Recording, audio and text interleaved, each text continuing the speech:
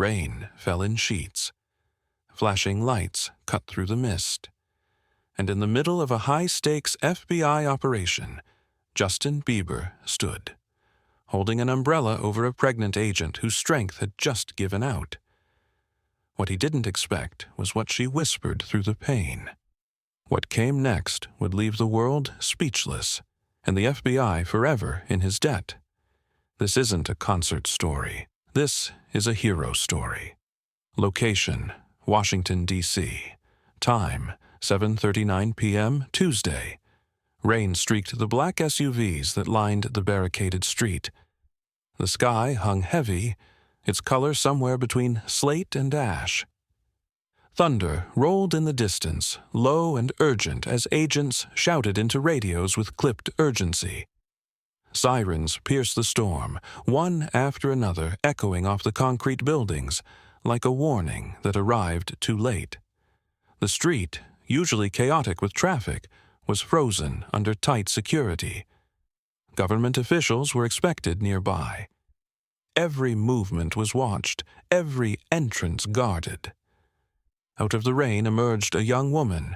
Her coat clung to her body, soaked through, and her steps were uneven.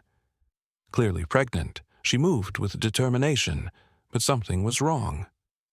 One hand clutched her side. Her other hand reached forward as if grasping for balance or help. Her face twisted in pain, and then her knees gave way. She fell. Across the street, a man stepped from a vehicle, adjusting his hood against the downpour. He was not scheduled to be there in any official capacity. He had arrived only moments earlier to meet a friend in a nearby cafe. The press did not know. The public had no idea. That man was Justin Bieber. He had barely registered the chaos before he saw her collapse. His eyes darted to the agents, still focused on the motorcade. No one had moved. Without thinking, he crossed the street. He dropped his umbrella over both of them and knelt beside her, shielding her from the pounding rain. She was trembling. Her breathing came in short, frightened bursts. "Hey, hey, breathe. You are going to be okay," he murmured, his voice low and certain. His hand steadied her shoulder. She clutched his sleeve. People began to notice. A guard turned. A medic rushed from a side vehicle. But for those few moments, it was just him and her. No music, no security, no crowd, just instinct. She whispered something he could barely hear. He leaned in, listening, nodding. Then he turned to the medic and relayed her words. They moved quickly, lifting her gently, guiding her to safety beneath a nearby awning. The ambulance arrived seconds later. Justin stood back as they took over. Rain soaked through his jacket. His hair clung to his forehead. Still, he waited until the woman was safely loaded, until the doors of the ambulance clicked shut. Only then did he step away. He did not speak to the crowd that had now gathered. He did not stay for questions. He slipped through the checkpoint with no more words. No press followed, no photo was posted that night. It was not about who he was. It was about who needed him. Not all heroism wears lights or applause. Sometimes it shows up quietly, on a rainy street, in the middle of chaos, with a single voice saying, "Breathe." Would you stop everything for a stranger under fire? Stay with us as we follow what happened after that rainy afternoon. Subscribe to hear the full story. After stepping away from the spotlight, Justin Bieber did not chase headlines. He stepped into silence. No album teasers, no public statements, just space. Space to heal, to learn, to ask himself what he truly wanted to give. What followed was not a retreat, but a rebuild. Quiet, deliberate, and far from the cameras. He began showing up at local community centers, not with an entourage, but with notebooks. He listened to paramedics. He asked fire marshals about their response times. He spoke with trauma nurses about what they lacked on the field. He was not looking for press. He was looking for a way to matter in moments that could not be rehearsed. In a quiet Los Angeles suburb, he joined a local emergency response training course. Most of the class did not recognize him at first. He wore a hoodie, kept his head down, and focused. Over several weeks, he completed certification in CPR, basic trauma care, and urban rescue. He did not post about it. His name never appeared on the class registry.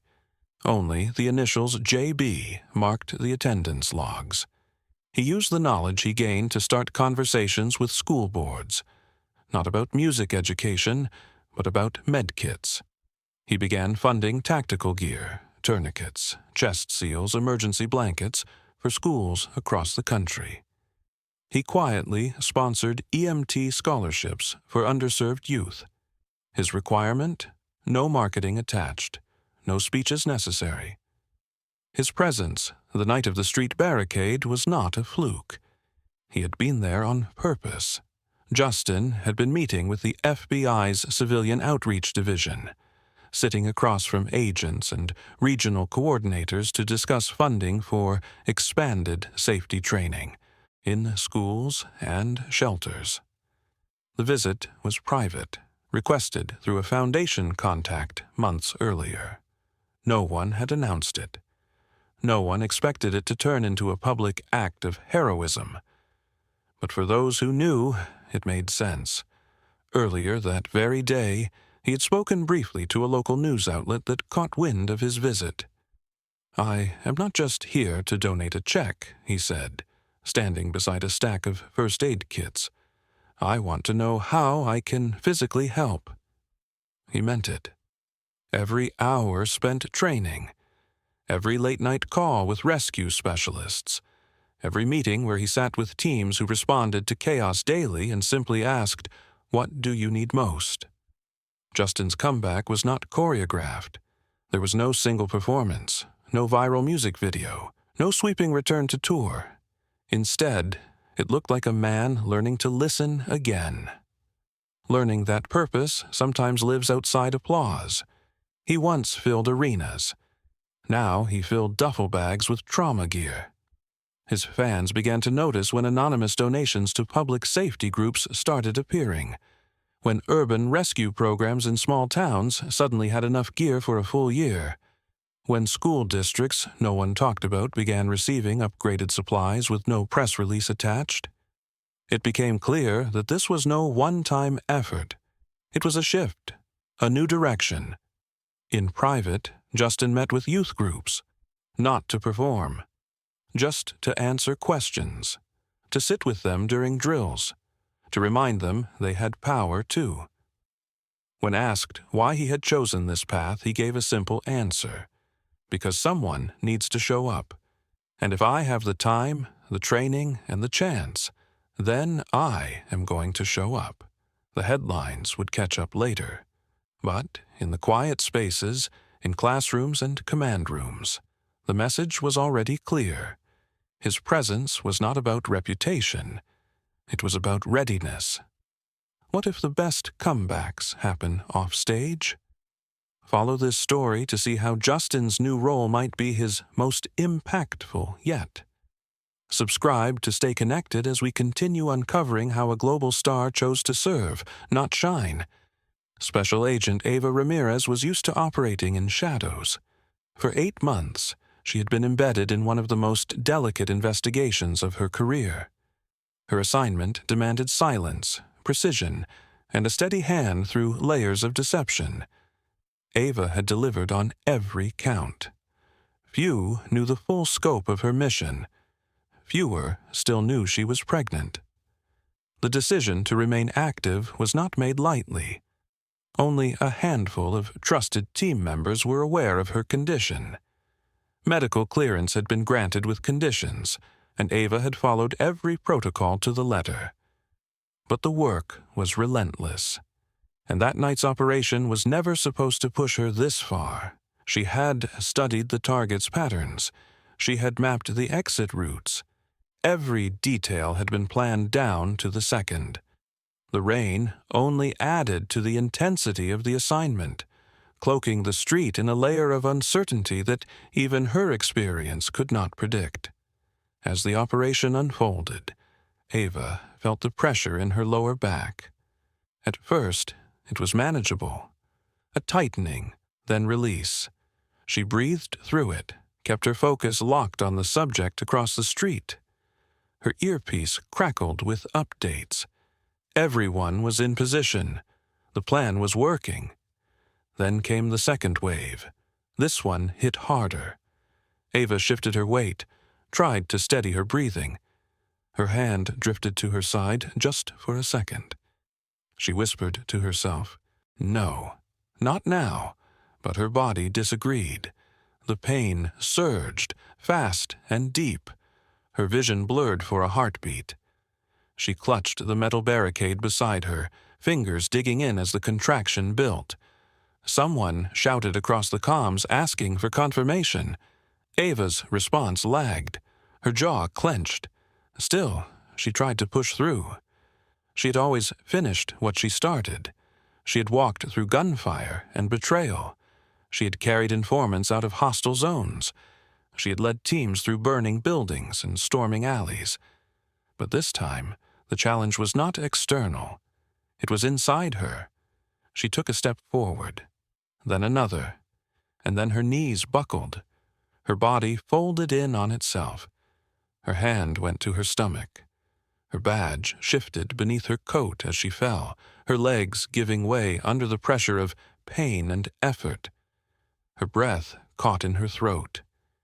In the chaos of shouting and sirens, her identity remained hidden. She was just a woman, stumbling through the rain to most who saw her. No one knew her name. No one knew her title. They saw the distress, but not the years of service behind it. She felt the cold pavement under her hands. Rain soaked her sleeves. Her heart pounded. Her mouth opened, but she said nothing. Then someone was beside her, a man with an umbrella, a voice cutting through the storm. She barely recognized the words. "Hey, hey, breathe. You're going to be okay." She blinked, vision unfocused, and saw a face she had seen on screens but never expected here. He knelt beside her. He spoke gently, and for the first time in hours, she let herself lean into the help. Can strength mean knowing when to let someone help you? Follow the next chapter of this story and subscribe to see how one agent's mission became a moment of shared humanity. The rain came harder now, sweeping in sheets that blurred vision and soaked everything in its path. Thunder cracked over the city like a warning, as if nature itself understood the urgency of the moment. Agents moved fast, communicating in clipped phrases through radios, bodies pressed to barricades, eyes locked on every potential threat. But then came a voice, sharp and urgent. "Get her out! Now!" Justin heard it as he reached the woman. She was crumpled against the edge of the sidewalk, rain pooling around her. One hand clutched her side, the other pressed weakly to the curb. She was trembling. He dropped to his knees beside her, sliding an arm behind her back. His umbrella wavered in the wind. It shuddered once, then collapsed entirely, ripped from his grip and thrown down the street. But he did not move. He pulled her closer, steadying her body with his own. "You're gonna be okay," he whispered, his mouth close to her ear, voice firm and warm. The storm howled. She gasped again, her breath catching in pain.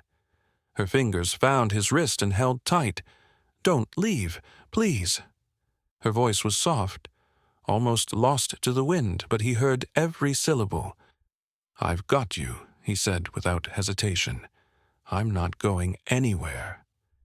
With one hand still supporting her back, he stood guiding her up with him. Her body leaned into his. Her weight, though slight, pressed heavily against his side. Step by step he led her toward the black SUV idling just ahead. An agent opened the door, shielding the entrance with his own body. They made it to the vehicle, drenched and shaking. Justin eased her in, helping her shift slowly onto the seat. Another contraction hit as she settled, and she cried out, gripping his arm until her knuckles turned white. The agent climbed in next to her, immediately checking vitals and coordinating medical support. The radio buzzed again. Sirens drew closer. Help was near, but time still mattered. Justin turned to leave, but she reached for him again. "Please, just one more minute." He nodded, climbed in after her, sat beside her as the vehicle began to move. He held her hand the entire time. She focused on his breathing. Inhale, exhale, grounding her. Every word he offered was simple and sure. "You're strong. You're safe. I'm here. No training can predict how you will react. No script can prepare you. There's only instinct, only choice, only presence. What would you do if someone's life depended on you, right now?" For Justin, the answer had been simple. You show up. You stay. You say nothing except what is needed. Follow this story to see how one moment in a storm became something far greater.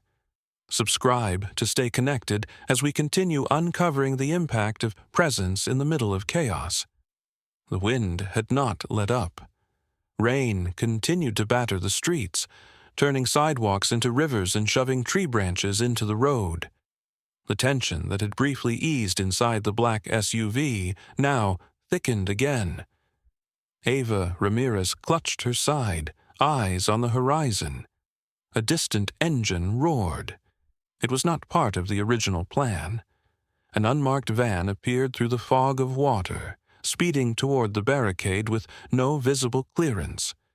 Its headlights cut a sharp path, swerving between cones. Agents turned instantly.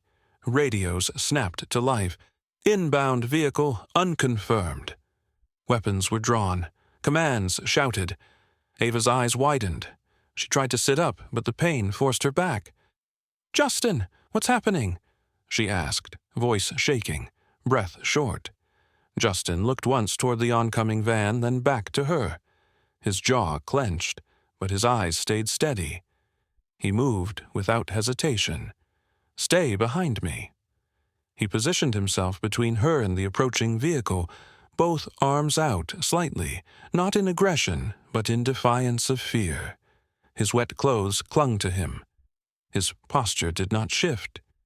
He stood there, a barrier made not of armor but instinct. The van came closer. Agents aimed, then brakes. Tires screamed. The vehicle skidded and stopped inches from the barricade. For a moment, no one moved. Then the passenger door opened and a voice called out, "Backup team! FBI clearance! Stand down!" An agent near the barricade checked a tablet. Confirmed. Then raised his voice, "We're good! Lower weapons!" The tension snapped like a wire finally cut. Agents stood down. Radios clicked off. The wind still blew, but the storm within the scene had broken. Justin exhaled sharply. His muscles relaxed, but he did not step away from Ava. He turned and knelt beside her again, checking her face, her eyes. "You okay?" She nodded, breath catching. "I thought." "I know," he said, "but you are safe." She reached for his hand again. He took it without a word. No cameras rolled, no crowd applauded. But the agents saw. They noted the steadiness in his actions, the way he had moved without question. One act, one choice, one person deciding to stand between danger and another. Could one act of instinct reset the world's view of a superstar? Justin had not done it for redemption. He had not done it for image. He had done it because, in that moment, someone needed a shield, and he had become one. Stay with us as this story continues. Subscribe to see how a moment of risk became a moment of revelation. Rain still fell when the flashing lights finally arrived. The medics worked with sharp efficiency, checking vitals, administering oxygen, wrapping Ava in blankets against the chill. The adrenaline of the moment began to fade, replaced by aching muscles and quiet murmurs. Justin remained by her side. He helped lift her onto the stretcher, steadying her frame with one arm while shielding her from the flashes of lightning overhead. His soaked jacket clung to him, but he did not move to change or dry off. He stayed, unmoving, as the paramedics readied her for transport. Ava gripped his hand, fingers weak but deliberate. Her eyes searched his face, still fogged by pain but sharpened with curiosity. "What's your name?" she asked, voice hoarse. He hesitated only for a second. "Justin," he said with a gentle smile. "Bieber." Her eyebrows lifted, mouth parting slightly. "You're that Justin?" He chuckled softly. "Just a guy with an umbrella tonight." The medic gave the signal, and they began rolling her toward the waiting ambulance. She held onto his hand for one more second, then released it as the doors closed behind her. He stood in the glow of the taillights, watching until the vehicle disappeared down the street. He did not linger.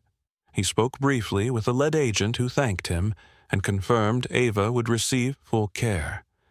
Then Justin nodded and turned down the first side street, heading back into the night.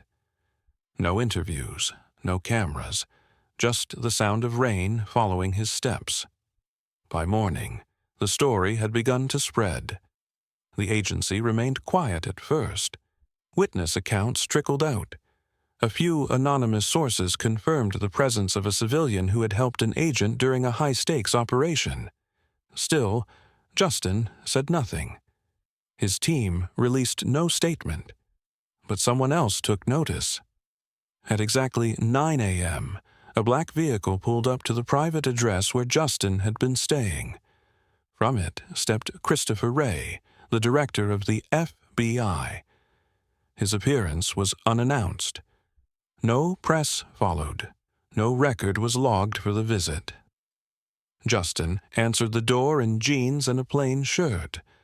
The director offered a respectful nod before handing over a sealed envelope. "This is classified," Ray said, "but I wanted to deliver it in person." Justin opened the letter. Inside were formal acknowledgments, signatures from senior officials, and one sentence that stood alone, handwritten at the bottom. "Sometimes protection wears no badge." He looked up.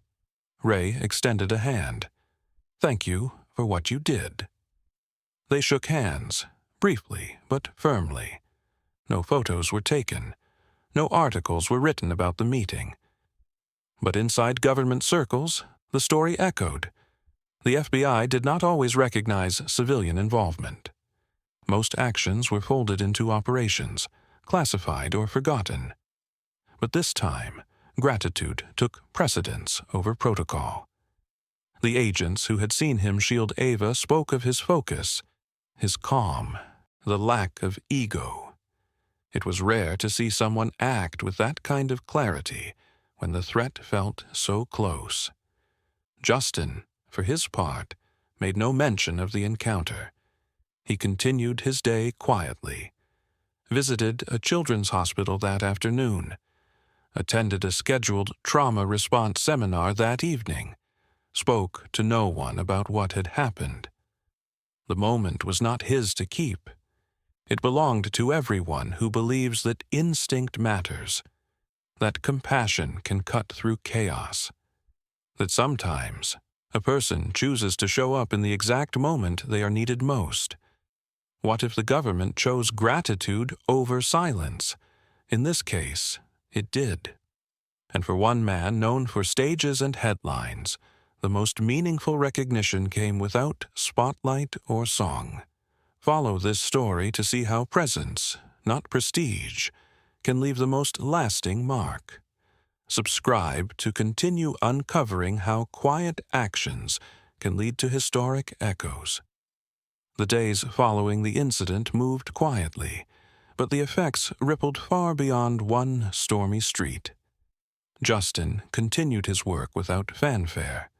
He showed up to volunteer sessions. He visited schools and shelters. He returned to his schedule as if nothing had changed. But behind closed doors, something had. The letter he had received was more than gratitude. It was official recognition. The FBI, in rare language, had named him an honorary civilian protector. The phrase, chosen with care, had never before been used for someone outside of government or military service. Soon after, he was invited to attend a closed-door commendation ceremony at a secure federal building. There were no photographers, no red carpet, just a small, solemn gathering of agents, directors, and coordinators. They stood, not because of his fame, but because of his actions. A senior official read the statement aloud. It documented not only the event, but the restraint, presence, and instinct he had demonstrated.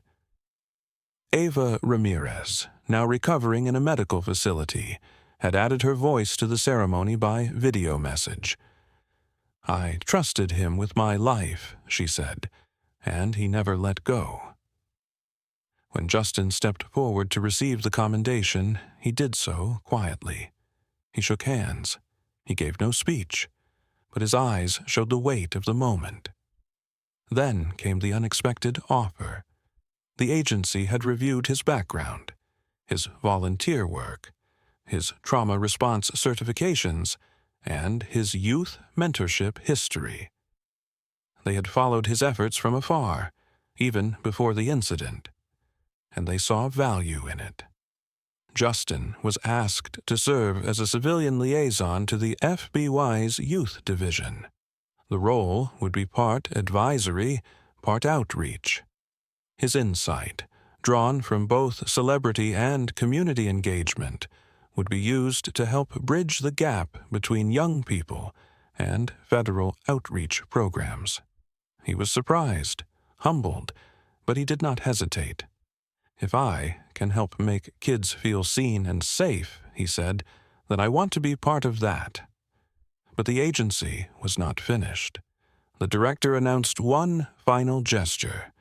In recognition of his commitment and the tangible results of his outreach, the FBI would be allocating a full funding grant to his foundation for at-risk youth. It would cover program expansion, trauma-informed training, and national access points.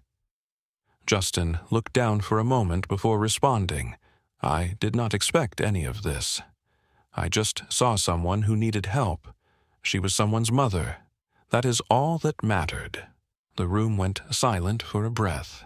Then the director replied, "You did not just save an agent. You protected one of ours, like she was one of yours. It was not about public heroism.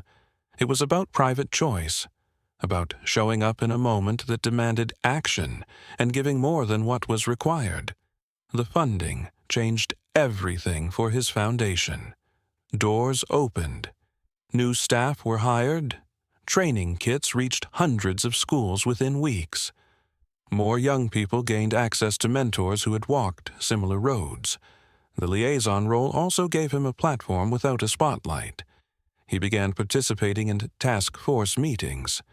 He visited juvenile facilities not as a figurehead, but as a listener. And he brought those stories back to the people with power. Can saving one life change a system from the inside out? For Justin, the answer was unfolding in real time. A single moment under the storm had become a key. It had opened dialogue between agencies and civilians. It had challenged assumptions about celebrity and responsibility, and it had begun reshaping how protection could look in a fractured world. He did not return to touring. He returned to the work. And every few months, he checked in with Ava, not for headlines, just to make sure she was healing. Follow this story to see how impact grows in places least expected. Subscribe to stay connected as we continue revealing how one instinctive act can evolve into lasting change. The story was bound to come out eventually. Though the commendation had been private, though no press had been invited, word spread. It began with quiet. Leaks from someone inside the agency, then confirmed whispers among community leaders. The pieces fit together quickly. The street rescue, the black SUV, the quiet exit into the night. Within 48 hours, the full picture emerged. The world responded fast. Hero Bieber began trending within hours and did not leave the spotlight for weeks. Fans flooded timelines with messages of pride and gratitude. But it was not just the usual admirers. Survivors of trauma began sharing their own stories of unexpected heroes. Teachers posted about students who had shown courage in small, everyday ways. Nurses told stories of strangers who had helped without seeking praise. Firefighters, first responders, and veterans added their voices to the movement. For many, the story was more than a headline. It became a mirror. People looked at what Justin had done and asked themselves what they might do if faced with the same moment. Would they run forward? Would they reach out? Would they stay? Celebrities joined the conversation. Some wrote op-eds about the value of civilian courage. Others praised Justin's refusal to commercialize the event. No endorsement deals followed, no book, no film rights. Through it all, Justin said very little. His foundation released a short statement thanking supporters and reiterating their commitment to youth safety and trauma response. But from Justin himself, there was only one public comment, a single tweet. Bravery isn't about who sees it. It's about who needed it. It was retweeted over 1 million times. Finally, after weeks of public interest and mounting pressure, he agreed to a brief interview. It aired on a late-night program known for its quiet tone and thoughtful pacing. He appeared wearing a plain shirt, seated comfortably, no fanfare. "I didn't do anything someone else wouldn't have done," he said. "I was just there." The host asked what had gone through his mind in that moment. "Nothing conscious," Justin replied. "I saw someone who needed help. I moved. That is all." He spoke of Ava respectfully, mentioning her courage and professionalism. He praised the agents who responded quickly and the medical staff who stabilized her. When asked about the commendation, he shifted focus. If that recognition helps the foundation reach more kids, then good. But I don't need it. I've already seen what matters. The world listened, and, surprisingly, it did not push back. The story stayed genuine, untouched by spin. For once, a narrative rooted in humility remained that way. Artists began including tributes in their concerts. Muralists painted scenes of protection and courage. Teachers used the moment in classrooms to discuss empathy and action. And across the world, parents shared the story with their children, not as a tale of fame, but as one of responsibility. It marked a shift. A moment when celebrity bent to purpose instead of applause. A reminder that visibility can be used to uplift instead of distract. Justin went back to work. Quietly. The hashtag still trended occasionally, especially when new milestones from his foundation were announced. But he never leaned into it. He let the mission lead. In one of the few public statements he gave afterward, he summarized it best. Some moments ask who you are, not who you're known to be. I just answered the moment. What if fame followed purpose, not just applause? This story offered that answer. Not with a concert, not with a chart topper, but with a man stepping forward in the rain. With silence, steady hands, and the kind of courage that exists whether or not the world is watching. Subscribe to follow more stories where impact matters more than spotlight. Because sometimes the quietest actions echo the loudest. Today, the storm is a memory, but what it stirred remains very real. Every year, on the anniversary of that rainy night, Justin visits Agent Ava Ramirez and her daughter. There is no ceremony, no reporters, just a simple visit filled with quiet conversation and shared smiles. They sit in the backyard of Ava's modest home, where a small garden blooms and a little girl chases butterflies through the grass. Her name is Sophia Grace Ramirez. Grace, chosen deliberately, not after a relative, not from a baby book, but from that night. The night a man knelt in the rain to help a stranger. The night someone showed up, not because of who he was, but because someone needed him. That moment lives on, not in headlines or clips, but in the way Ava watches her daughter breathe easy, in the way she keeps a folded letter tucked into a drawer, the one signed by federal directors, but marked forever by memory.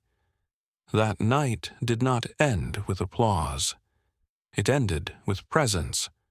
And presence, it turned out, was more powerful than anything else.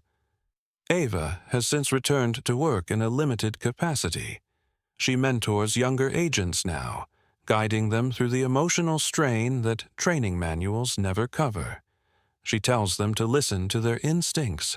She tells them to honor moments when they feel deeply, because sometimes the smallest instincts save the biggest lives. And Justin?